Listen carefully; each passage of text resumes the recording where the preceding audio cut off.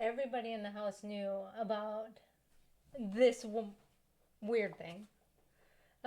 You mean the Aztec death whistle? You are living in a house full of learned scholars.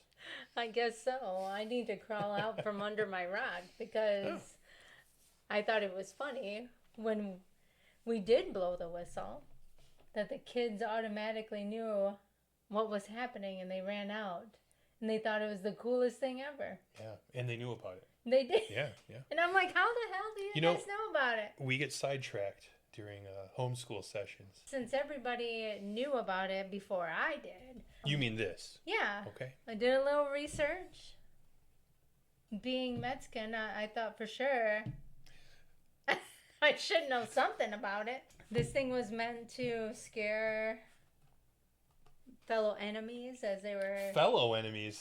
Not just the enemy, but the fellow enemies. Okay. Legend has it, or the lore, is that it is used for sacrificial ceremonies, summoning of spirits. Oh, summoning of spirits, huh? Yes. Wow.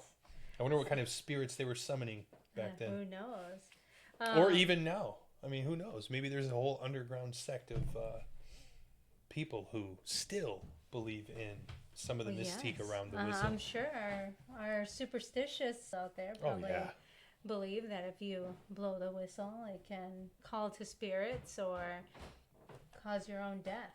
I know if I heard this in the middle of the night, I definitely would be running towards it to be what was that sound? No. You would either be hiding in a closet or thinking that pulling the blankets over is a magical protection, because I know you've done that before. But if I heard that noise, I know I would probably be reaching for a very particular protection device that we keep very close by. Right. I'd be running down the road and I wouldn't even be thinking about it. You told me that you are Mexican and Spaniard. Yes. Okay. 50-50, baby. Okay, so you're one half Latina. I am. Well, can you tell me, did that 50% happen to educate you at all on this death whistle? Absolutely not. I can relate to the superstition behind it. Okay, tell me a little bit about that. I can tell you that I definitely don't want any cursed objects around the house. Okay. And I don't want anyone blowing it and making... Don't do it. Okay. All right. I won't. I won't. But, yeah, I don't want anything bad coming to our family or... Now, were you raised with these ideas that things might happen to you? Of course. Under certain conditions, of course. Like, say someone blows on a piece of clay that's shaped like a skull with some fancy copper and gold on the bottom. That would put you into a frenzy? Fear? Maybe a little bit. Maybe a little. It's kind of scary. So, what you mean is Ouija boards were never in your home? No, hell no. Okay. And they will not be in our home now. Well, look, we've got this. I know. Now, and it's kind of creepy. This doesn't equal the same level of fear factor as a Ouija board? I guess not. Okay. I was just curious. Yeah. I don't know, because... Of course, I would sleep with a Ouija board because I'm not scared of that stuff. I don't believe in it. I don't. You'd be getting spirits all over you. Well, that's your. And they'd be, pulling some witchboard kind of stuff. I don't know. Great movies, by the way. But that's your assumption. No, but I'll tell you what. I think it's facts. So, watching the movie Whistle, did that help you feel any more comfortable with this object that we have in our home now? You want to know what's funny is I didn't even know anything about Aztec death whistle. That's interesting to me. So it just when you purchased it, and yes, we did blow the whistle. All of us. Yeah. I think I'm actually the only one that didn't. But according to this film, if you hear it, yes, and we all heard it, we did 3 times because you blew it. And both of our children blew it. Yeah. It wasn't And I'm a so germaphobe, crazy so where I wouldn't blow it after you, guys. That's very true. It wasn't so crazy where, like in the movie, they were screeching down and being like, oh, no, of course not. This hurts my ears. You know, they had to do that. Yeah, you know, it was to like, put some drama in the it wasn't action that in the bad. film, yeah. It is crazy to hear that it really does have a screeching sound. I don't know if it's scary though. However, if I heard it at 2:00 in the morning outside in the woods, you best believe I'd be just freaking booking it. I wouldn't even be like, oh, let me investigate that sound. No. Hell no. Right. I'd be out of there. Because you don't know what could happen. But yeah, I think it's actually pretty cool. It's actually a pretty cool thing. We're talking about the movie Whistle. 2025, Corin Hardy. We were able to watch it 2 times. Yes. And we caught a lot in the second run. I feel like the second time, as a new horror convert, it was very difficult to watch. Only because of the Gore. Mm-hmm. Yeah. I feel like the first time it was very, like, I was shocked. I was kind of just thinking like, oh my God. The second time though, it was really hard because I already knew it was coming. And of course at that point you're like me, I'm sitting there watching and I couldn't watch it. I felt like I had to cover my eyes in a lot of parts. You because, did actually. Yeah. Before really it even got to the part because you knew it was coming. Yes. Yeah. So this movie. And I was doing this. You were enjoying it. My eyes are glued. Yeah. I love the more gory it is, the more I enjoy it. Yeah, I think the kills were brutal. They were. I feel like, I probably haven't watched Final Destination since I was. Oh yeah. In my 20s. Definitely got some Final Destination in this one. But I feel like it was very graphic. Mm-hmm. Many of the kills, and I think the director actually did a really great job just being able to be creative in the sense of how the deaths happen. Mm-hmm. But what did you think? You've been watching horror forever. I'm a sucker for practical effects, and this movie did not use a lot of them. I think I detected some practical effects, but can you really tell anymore? I think you can tell when it's really mostly CGI. And I think a lot of the kills were mostly CGI. Mm-hmm. I still liked it though, even though I prefer practical effects in horror. It was well done. The kills were creative. Yeah. I think a lot of the kills were also borrowed. In some cases, like Rel, his kill was borrowed. I loved Rel. Rel was good. I feel like he was secretly like a younger Brandon Lee. Had something going on. There was definitely a crow going on. Yeah, the crow was definitely in there. And it was the Revenger. Yes. Yeah. And I feel like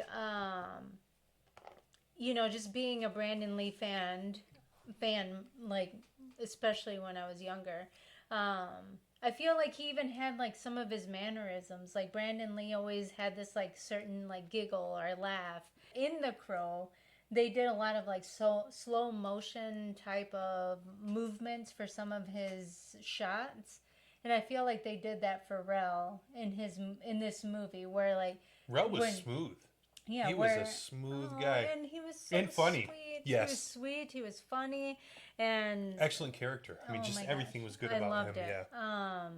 Yeah. And I mean, he really had a Brandon Lee vibe to me, and I absolutely loved it.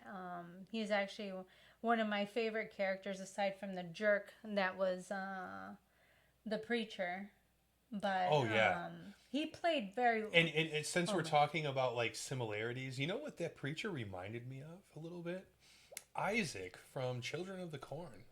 Which he was like, which you will see it. Yeah, I'll make sure of it. But he just reminded me of Isaac. He was, and not exactly the same, but his congregation was made up of children. It looked like his congregation was all children.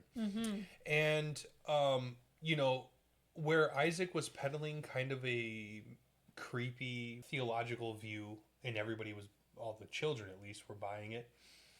This guy's peddling substances to children, and parents are just letting it happen. Yeah. Almost like the parents don't exist, right? Did you see any parents I did in this? not, which is a horror trope.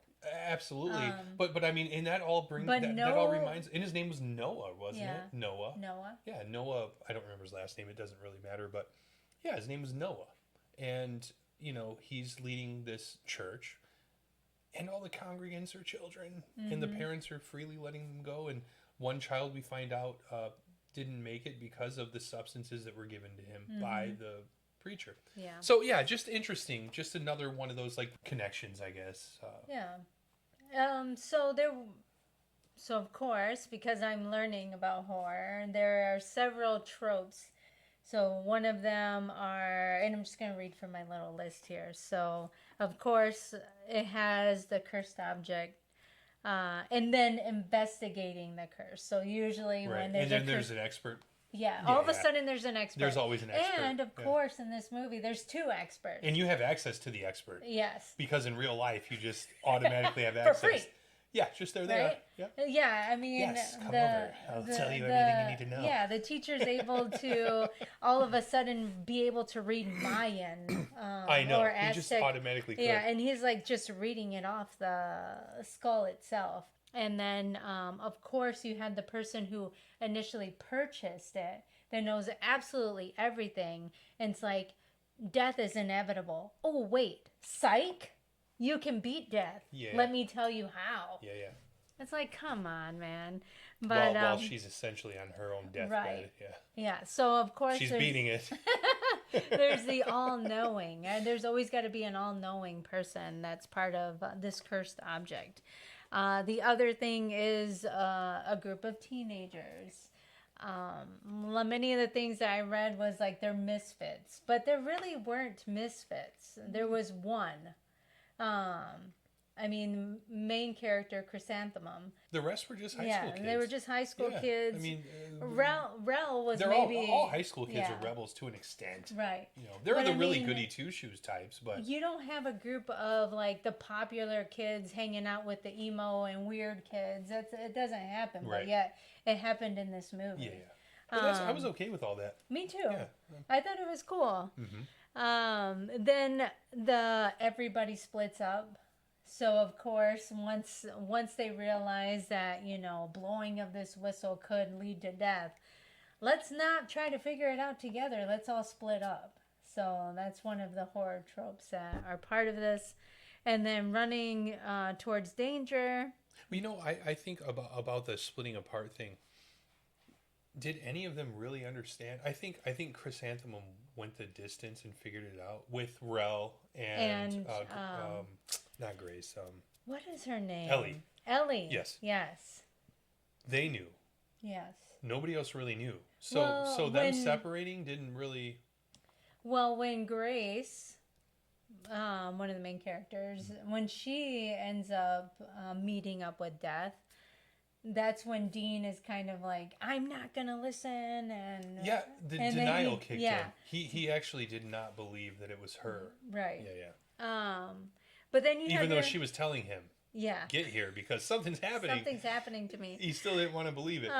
So where was she? Because he was told she was there. And she knew that he knew where she was going to be. Yeah. And he showed up. She was there. Yeah, she was there. And he showed up. Yep. But then all of a sudden it's like, no, that's not my girl, man. Right. That's not my girl. Right. That was too old. Yeah. That ain't the right one. And then you have your outcast girl. You have the bully. You have the mirror jump scares. And you have the final girl. So. Well, I think it was final girl from the very start. It was. It started. Yeah. I mean, final girl was. And I guess it is all the time. It's always from the start. But yeah. So I think as a new horror convert, I found it very exciting. I found this movie very exciting. Of course, it had some of the things that I absolutely hate, and I've said it several skittering times, but for one thing, if somebody's whispering, because you blow this whistle, and all of a sudden it starts whispering. Well, actually, your name. it's whispering your name before you blow it. Yes. Mr. Craven. I mean, he was the first one to blow the thing. He was alone, and before he's blowing the whistle, it's saying his name. Like it's Mr. Craven, or whatever or it was. No, it was saying Craven. Something. Yeah, and I mean, even every time so it was my like guess is Gracie. that's more for the audience and not for the person who's blowing who's going to blow the whistle. Maybe.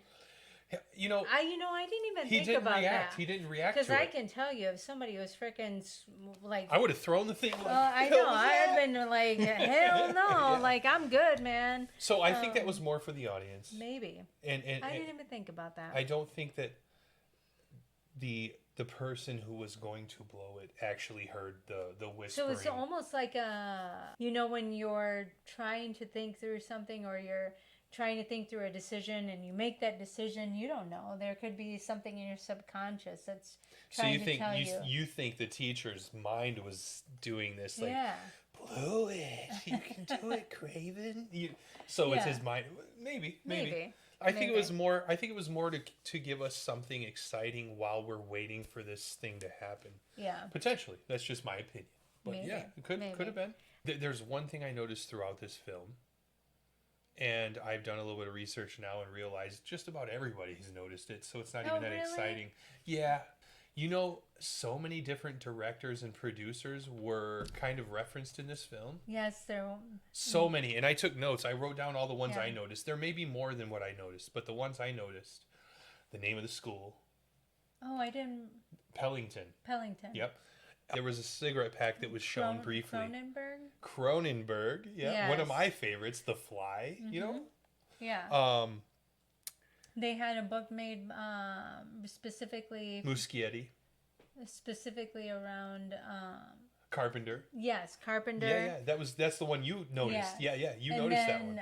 Obviously Craven for Wes Craven. Yep, the teacher's name was Craven. Yep. And so lots of Easter eggs. Yep. What other ones did you catch? Oh, and you caught the one at the end too that I didn't catch. It was Vorhaven Steel or something like that. Yes. And that guy's he's a director too. Mm-hmm. Yeah, there were so many. We're probably not covering all of them. And honestly, even if some of the ones that we did notice we're not mentioning, there's probably more. I also noticed a theme, like a symbolic theme, right? The first kid who met his doom in the film, Horse. His game of choice is basketball. Yeah. And there's a game that people play called Horse. Oh. And in Horse, whoever spells horse first loses. Okay? Now, he lost. He won the game. He won the game. But see, and that's where his lucky number 7 came in my opinion. His jersey was number 7. So this kid was playing basketball. He made the winning shot of the game that, it was like buzzer, buzzer goes off. Is it going to make it? They give us this long drawn out, right. Right. But he wins the game. I didn't catch that. Yeah. He wins the game, but then he starts having visions. And then he runs off court. He totally forgoes any celebration that he would have had because he's now in dread. Yeah. But it just was something. It was interesting to me. Another one of his friends' name was Church, and I just thought about it's kind of obvious, church, right? Like Christian stuff. Mm-hmm. And his number was 55, and I didn't really look too deeply into it. But if you use like gematria or numerology, anytime there's a double number, they call that kind of a power number. Mm-hmm. So the 55 might have some meaning to it. And I don't know what it is, but I just thought that was pretty interesting. And there were others too. And again, I don't remember all of the ones I wrote down, but yeah. And I was thinking Church from Pet Sematary. Pet Sematary. Yeah, I thought about that too. Stephen King. It's another famous horror writer. Because the dead didn't come back. The dead came to claim their own living body. Yeah. Which is really an interesting thing. So, it really is. Yeah. Yeah. But there were a lot of things in this movie that pointed to other horror movies. Mm-hmm. Like one more, just quickly, was I thought of The Mangler with with Rel, and I don't think you've ever seen it. No, I've never Remember, seen it. you're the horror convert. Yeah. I've seen so many movies, but there was a movie called The Mangler, and it had something to do with like it was a machine. This machine ate people, basically. You know, they'd go into it just like Rel did. Yeah. But yeah, I don't know.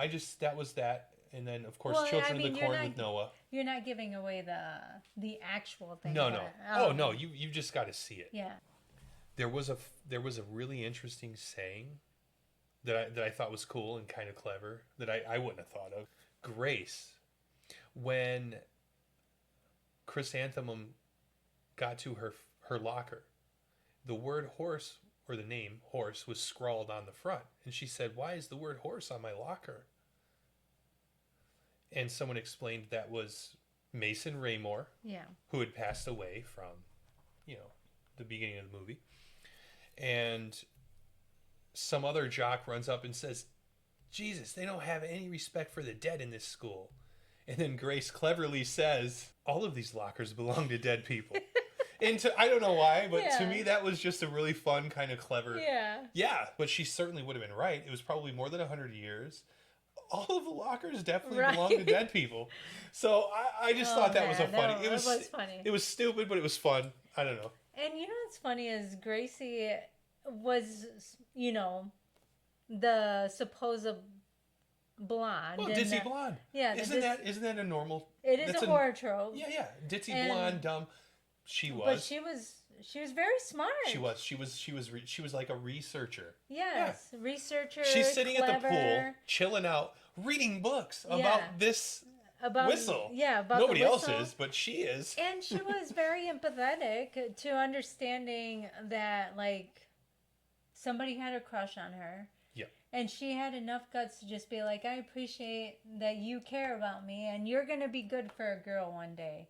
But I thought that was very sweet because typically, the dumb blonde is the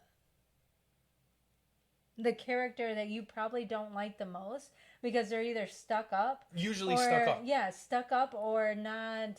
They're friendly. They're unreachable for most, right? They're in the jock circle. They're in the upper echelon. Yeah, they're like the mean girls. Yes. And not Gracie her. Was not. Right. She was a sweetheart.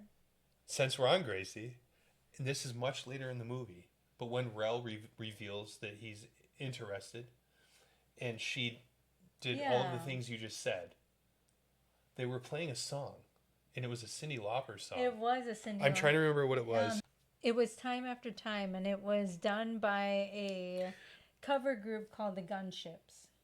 When Grace kisses Rel, it automatically reminded me of Goonies.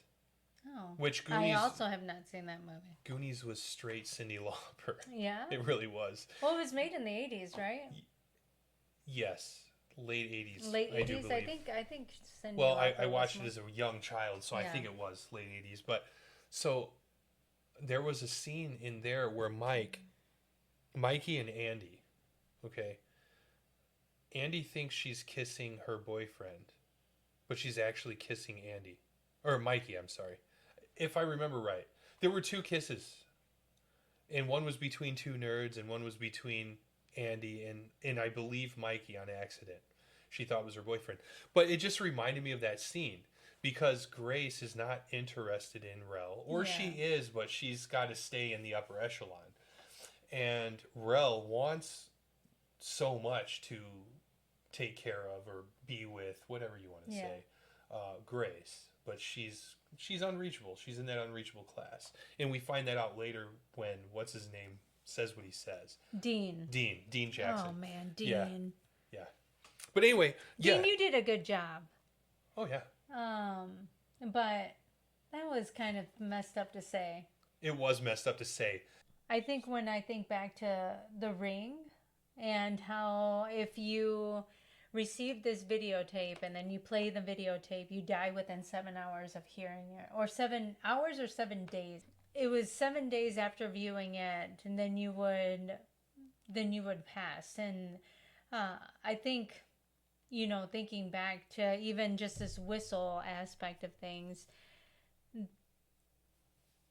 they didn't really give a timeline, but it was more like you hear it just know imminent death is on its way. Yeah. And, just like The Ring. I mean, The Ring gave it an exact day, 7, right? I think I initially watched it with you I know, probably like 10 years ago. It was so bad. Yeah. And it's still... It was because of all of this. Yeah, the one time I watched it, that's out. what I still can remember. Yeah, I can still remember. But I don't remember all of it. But it's similar to that. It's more... You know by blowing this whistle, there are going to be certain signs. Your hair is going to stand up. You're going to start hearing the voice. You're going to start seeing things. You see yourself. In your death state. Yeah. So I think it has a lot of similarities to other movies, but what other movies do you think? Well, I have like It Follows, just because in that one, you're marked for death. Same kind of situation. As soon as you blow this thing, you know that it's coming for you, and it follows. Mm-hmm. It's like it's coming. Now, in It Follows, did it have younger? Oh yeah, it was all younger people. Yeah, it was. There were no, and I feel like that's a lot of. Tell me one movie that actually has old people, featured elderly or older people, aside from. The Rule of Jenny Penn. Yeah, most films kind of seem to follow teenagers. Where, I mean, that is a horror trope. Right. And I'm like just angsty wondering... teens. Yeah, and I'm just wondering if that is like a way to connect that it's the death of youth, childhood. Yeah, entry into adulthood. Yeah, that's a great thought. Yeah. Because it seems like, okay, of course, as a teenager... You're learning about your body. You're learning about sexuality. Whatever it things is. Like that. All of the things, really.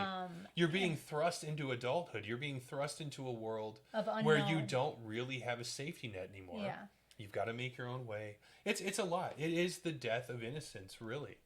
We're up there in age. Yeah. It was shortly after. Bad. Well, it was after graduating high school that you realized, and you might have realized it before you left high school, but. You definitely are getting the trial by fire, right? Once you're done, like rude awakening. entering most of adulthood. Most kids aren't prepared for it. Yeah, loss of innocence and ability to really have somebody watching over you, doing things for you. Now you're just having to figure things out on your own. You're trying to survive the beginning stages of adulthood, right? Yeah. And I feel like this movie was a lot of that. It was their last year of high school. They were starting to come to age, and they started realizing, some of their decisions had repercussions. Dean's character, obviously driving drunk. Yeah. He knew that. Well, his parents actually knew that it would have some type of repercussion at the end. Unfortunately for him, it did.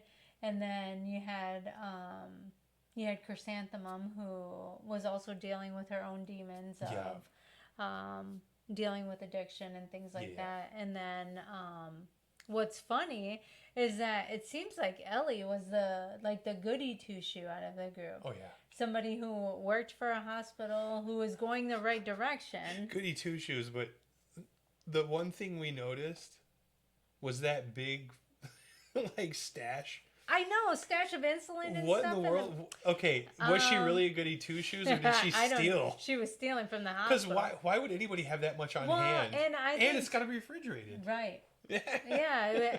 She had this whole case of different medical equipment in the back of her car. Ellie was going... her passion was, I want to be a medical provider. I want to be a doctor someday. Right. But let me invite you into the hospital and take a look at different medical records. So then that way we can do a straight HIPAA violation. Yeah. It just made me think, dude, as... She wasn't a doctor yet. Well, she wasn't a doctor yet. No, she wasn't even in the medical field yet. She was just she was a student. Was she a student? She was a receptionist. Or an intern? She was a receptionist at the hospital. Usually in a hospital, you're not able to really work as a high school student. I've had several people volunteer for me who are in high school. So she might be a volunteer. Yeah. And what it is she's probably getting credit then. Yes. She's getting exposure to the okay. to the is that medical how it works? field. I don't know. Like if you're aspiring to be like something in the medical field, it's better for you to be a volunteer. So then that way you're like, oh well, I dealt with patients, I helped assist with this different project or whatever it may be. And it seems like Ellie was maybe doing that. She was volunteering maybe for the medical records department.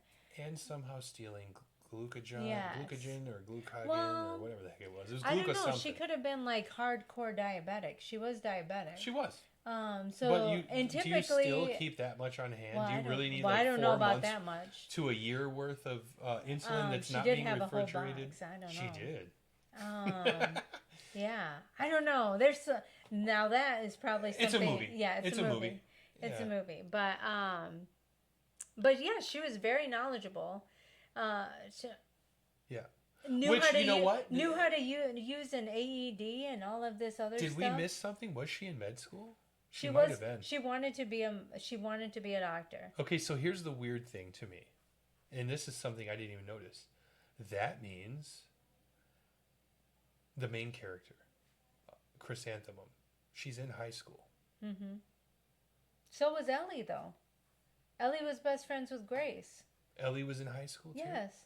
Okay, so she could. And then they ended with them like hugging each other. That's what I'm and saying. stuff. The point is, either she's a high school student or she's a college student. She couldn't have been both. Right. She's a high school student. She's 100%. a high school student, so she has no credentials to be working in a hospital other than in volunteer. a capacity of volunteer or maybe even a receptionist, like I said, or a CNA. Like sometimes as part of like what is it? Where they do the college credits for school.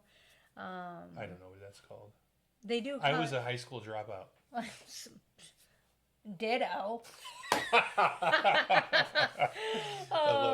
But I mean, nowadays they have. I mean, I have people at work right now whose kids are in high school. Their last senior year, they're part of like a community college that offers different programs where they can get college credits, but then actually work in the field. It could have been something like that. I know many places offer that kind of opportunity, but yeah, I mean, bad on you, Ellie. HIPAA violations all the way as possible theft. Yeah, possible theft as a future provider. You should be ashamed of yourself. Yeah, absolutely. You get caught doing that, your future's over with. Right. You might just be doing something that isn't doctor work or hospital work. Yeah. You might end up doing something else. Nothing wrong with those other things. No, by the way. No. But yeah. But yeah, I mean, I don't think. I mean, being how Ellie was, I find it kind of hard to believe that she would have done that kind of stuff. I don't know. Yeah, she was goody two shoes. Yeah. She was soft. She was mild mannered. Yeah. She was a lovely girl. Yeah, it made me think about a part, which it really isn't a spoiler, but I mean, Chrysanthemum played a pretty like one of those. She was ruthless. Badass girls. She was ruthless. Yeah. Noah. I know, that's what I'm talking about. Like she took away his ability to snort from his right nostril. Oh my gosh. And she was like pretty gangster for a while, about anyway. it. Oh, she was. She had no remorse. Kicked and then like, I'm going to slice your freaking nose. You can tell she'd been through a few things in life. Yeah. Oh my God. Then the second time around, I couldn't watch it. She's just like quick. That's one of my favorite parts. Like freaking went to town on her nose. That was on his nose. Awesome. I'm like, oh my God. He deserves it. He did. Anybody who messes with children deserves that. Yeah. In any way, giving them substances or whatever the case may be. Yeah. He deserved it. He deserved worse. But anyway, there was another reference I caught in this movie. When Grace was in the maze, one of the what do you call the people at a scare attraction like a haunted house? Are they actors? What are they called? Yeah, they're actors. So one of the actors in the maze came out with a chainsaw, and he had like an apron on and a hat backwards, and it made me think of Dale and Tucker versus Evil. It looked like the chubbier guy, with the beard. 100%, it had to be. So another reference to a horror movie, and then of course they're in a maze. That made me think of The Shining.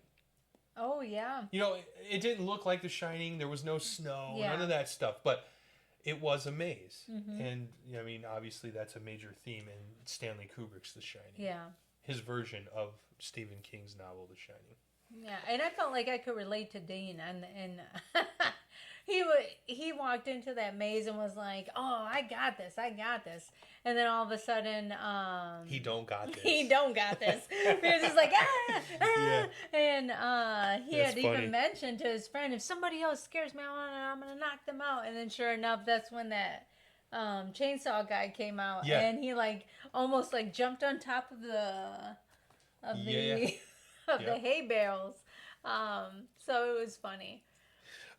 And then, so I already mentioned Noah reminding me of Isaac from Children of the Corn. And then there was also a point in the movie, and it was at the very end, after he was freed. He got out. After Rel's demise, he got away and he came after the girls. You know what's crazy? He was dressed like Constantine. He was. Didn't Constantine have a cross? I don't recall. Probably though. I mean, he was Oh my goodness. well, hold on. Let me finish this real quick. Yeah. He was dressed just like Constantine, and he followed them with a pistol. At the very end, when they shot Chrysanthemum up with all of the insulin to stop her heart, they plunged her into a bath full of ice. Yes. And that reminded me of Constantine. Oh my goodness. Because then she's in there. Yeah. And she's having the vision of this whole scenario before her eyes. Just like in Constantine. When they essentially drown themselves in Constantine, go to hell. Am I right? And the reason why they take the plunge in the cold plunge is because they're going to be so hot that it's a way to keep them alive, or whatever the case may be. That reminded me of that. And then you got Constantine chasing them. That's crazy. Yeah, right? I didn't even think about that. And because many of Constantine's things are, him walking around with crosses, and this individual actually had like a big cross on his chest. It was tattooed on him. Yeah, and he kept saying the whole, "I bathe myself in the lamb's blood." blood the blood of the lamb. And that to me is like symbolism from the Passover, right? Where if you had the blood of the Passover lamb on your doorpost back in the Egyptian days or whatever. Oh, yep. You would be spared, or the firstborn child would be spared. The only reason why I know that is because of the Ten Commandments, the movie from Charleston Heston. And not a horror, but no, it's excellent, not. Excellent film. At the end, Noah put his fingers in the blood of the damned. He did. And the damnation was transferred to him. Which is just interesting. So he wasn't saved by anyone's blood. No, he was not. He was condemned by the blood of another. He was condemned by the blood of someone who was already damned. It's also referencing karma of, he's done bad to others, even though he's projecting himself as this like godly person. He's so... he seems so righteous in what he does. Like he's more like... self-righteous. Yeah. Yeah. He's like, I'm helping people, and I'm helping people find themselves. And then he's so conceited. Yeah. That he, this like poor he's girl like, is I'm bleeding untouchable. out. Yeah, and he grabs her blood and acts like, big deal, she's gone, Yeah. But it comes right back to him. Mm-hmm. Yeah. Which good to him, because I feel like that's like full circle. Of, yeah, exactly. Like, yep. Yeah, thank you for doing my work. Yeah. But I'm going to pay you back for doing bad for others.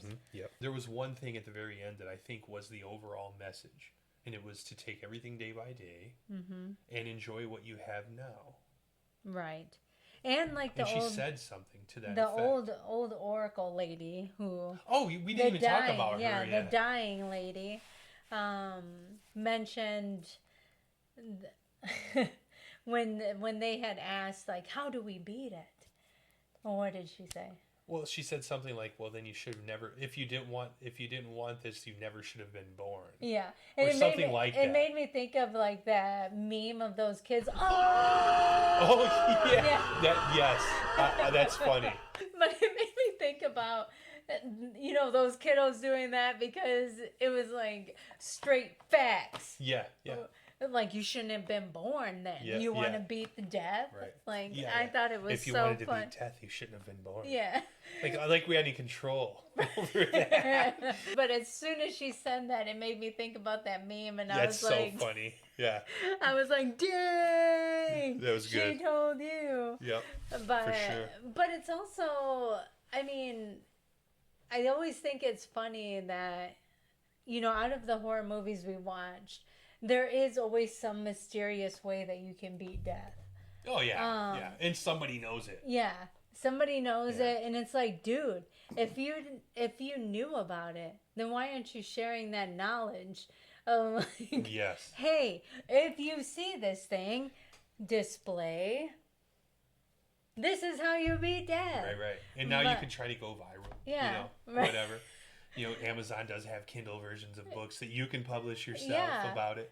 And well, you even mentioning that, it makes me always think too. And all the movies that we have seen is, in a digital era, how the hell do these people not have cell phones? How do they not have their parents involved? How do they not have all this technology around? I mean, Right. Gracie, yes, used it. No, well, But- Grace was using books. She was. Which I love Yeah. because yes, in an era when Because we do that's how she was even able to translate what the Mayan Yeah. said. She used the computer, but it's like she's handwriting her and report. she's at home reading. Yeah, she's books, at home reading books, which I love. And I mean that would be my biggest message for children now. Read books. Yeah, The internet is ridiculous. Read books that are out there. I'm not saying that makes everything accurate, but it's better. Just read books. That's it. I think that's the homeschool side. Of That stuff. well, no, that's my research side of things. Like I hate the internet for research. It's good to get you. It's good to point you towards things that have information, but it's very bad at giving you direct good information. Yeah, That's accurate. It doesn't Yes. really do a good There's job so because many- there's so many opinions on it. so many opinions, so and many opinions things. are worth. What do they say about opinions? We won't say it, but you know what they say about opinions. And because everybody has them, they're worth nothing. They're worth nothing. Go ahead. So My opinion's worth nothing. Your opinion's worth everything. Go ahead. So as we kind of as we kind of look at the final verdict of this movie, what did you think about it? As somebody who's been watching horror for a very long time. Well, I liked it a lot. I mean, despite any of the criticisms other horror fans have, I enjoyed it. I enjoyed it from start to finish. I didn't have any problems with anything in the movie. I think they were relatively creative with the kills. And yeah, even though it was all CGI or who knows what technology they used, they were fun. They were really fun. Yeah, there were a couple they were all good. I don't know, every single one. I liked them all. I thought it was pretty good. It always makes me think in my head, and I mean, I've heard many people say this before too, is of course you're hearing things, you see things. Why the hell are you walking towards it? Oh, I know. Like Gracie, like there's so many times where she heard something or saw something and it's like, let me go ahead and walk towards it. Right. It made me think like, dumbass. I mean, common Well, sense you know what's tells funny? you to like She wouldn't have listen and escaped it freaking anyway. get the hell out of there. She would have escaped it I know. anyway. Yeah. It was Yeah. there for her. But I thought it was great, and I thought it was creative. The deaths were gory and brutal. Yep. Where like the first time I watched it, of course it was like a shock factor where I couldn't turn myself away. But the second time I knew it was coming, so I was already covering my eyes before it even happened. Like I didn't want to hear it because I knew how bad it was going to be. And I think the second time around when of course, you know, when you do that whole peek of like, okay, I'm going to take a look, maybe just a little bit. Yeah. It still was like, whoa, what the hell is happening? It freaked me out. I did not enjoy that part. And of course, I hate anything that does the whole like the bones Skittering are and joints disjointing and my the sounds. gosh, I just cannot stand that. And I mean, when I think about just sounds in general in horror movies, It's terrible because to me, that is what stays with me longer than the actual, killing of something. Yeah. Like, I think about Freddy with the whole nails thing. Oh, I yeah. think about, bones cracking. I already know it's going to be like some exorcist move or something. I don't like that. Mm-hmm. So it was uncomfortable for me as somebody who's continuing to learn more about horror, watch horror. I would say that if somebody is not a fan of horror, you probably shouldn't watch this at night. I would say that. But I say that about most of the horror movies. I cannot. As soon as it's dark outside. No, as soon as I see the sun going down, it's not still, happening. Yeah, it's still light outside. You can't. No, it's not happening. So I would say that if you're not good with horror, then this is a good daytime movie where you can possibly have a snack and take a nap and then watch something happy afterwards, because that's exactly what I did the second time around. I told Dan, we got to watch something happy because I cannot go to sleep after that movie. And I think it's mostly because of how gory the kills are. I was ready to watch a classic after that. I know you were. I'd watch like you were like, Friday the 13th let's watch or something. Would have been let's nice. watch something else. I'm like, no. Yeah. Well, I don't know. We watched Texas Chainsaw Massacre pretty late, and we'll have to talk about that. But that one night we watched it. Which one was the first newer one? Oh, the new. Yeah. I thought that was incredible. It was actually decent. Yeah, I was shocked. I thought it was going to be garbage, but it was good. It was all right. Yeah. We'll definitely have to talk about that one at a different time. But I'm sad that we can't buy it. I know. You can't buy it on DVD. We have tried. Yeah, can't find it. I think so. It's if you're lucky enough to find it streaming somewhere, that's pretty much the only way. Not streaming. Is that what's streaming? You can rent it on the internet, but owning it is as of right now not a possibility. Yeah, I think when I think about curses or anything along those lines, that's always kind of creepy to me because I am kind of superstitious. I'll put the salt over my shoulder. I will, tell the kids, like, watch out, the kukui's gonna get you or whatever. So I think when it came to, like, the superstitious side of this movie, it did kind of scare me a little bit. We did blow the whistle. Nothing has happened, and I know nothing will happen. So he thinks. Not because of the whistle, anyway. But I think it was a good premise of the movie. I thought they did a great job, and I mean, honestly, I don't think this is a spoiler, but make sure that when you're finished watching the credits at the end, just keep watching a little bit, because they do have an added. There's a little extra something. Yeah. And I think it's important to understand what could possibly happen next. Well, I don't know if that's like hey, there's going to be a part 2. I don't know. Yeah. But it is something a little extra. And we missed it the first watch through. We did. We caught it the second time, but we missed it the first time. And it doesn't add much. But, other than maybe look out for Whistle 2. Mm-hmm. Or maybe it's called Whistled. I don't know. So, yes, I would recommend to watch if you haven't seen it. But if you have seen it, what do you think about it? Do you like it? Do you hate it? Are you a new horror fan? Are you not? And if so, what is it that that you look for in a new movie? And what do you think about it? Mm-hmm. Yeah, that's it. I think we're good. Yeah. We belabored the point. I think people should watch it. I think you should watch it. Yeah, and then tell us what you think. That'd be awesome. That's what you think, yeah. And, well, I think we're going to sign off, and I hope you all have a good night. Have a great night. Adios. Cursed night.